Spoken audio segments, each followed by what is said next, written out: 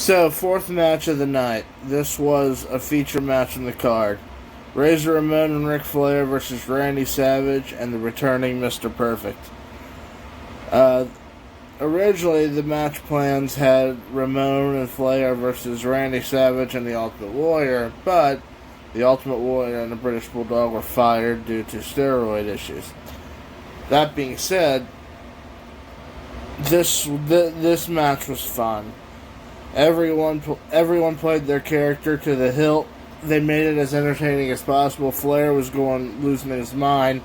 You could read his lips. He was saying MFer and a whole bunch of good stuff.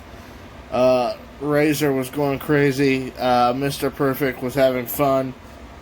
A lot of drama in the match.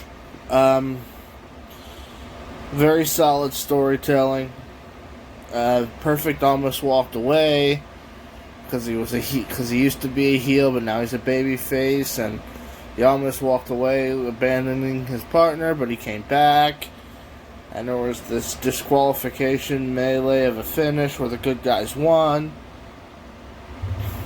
It was an interesting match. I think it would have been better overall since this is Mr. Perfect's big comeback. Been over a year since he wrestled, almost a year and a half.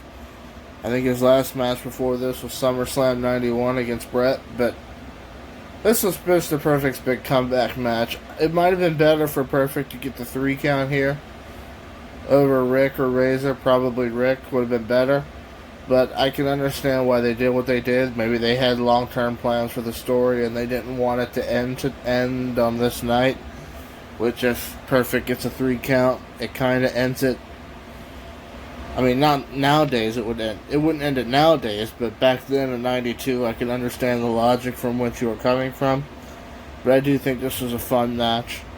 Bobby the Brain Heenan proves in this match why he is probably my favorite commentator of all time. He takes an entertaining match and makes it amazing.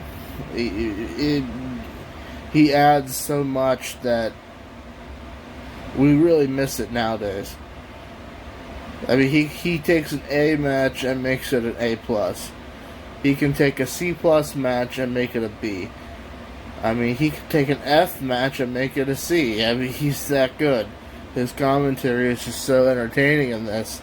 And the way that he goes after Perfect with the venom in his voice is just... it's fun. Really makes you miss Bobby the Brain Heenan. Him and Vince do a good job in this show.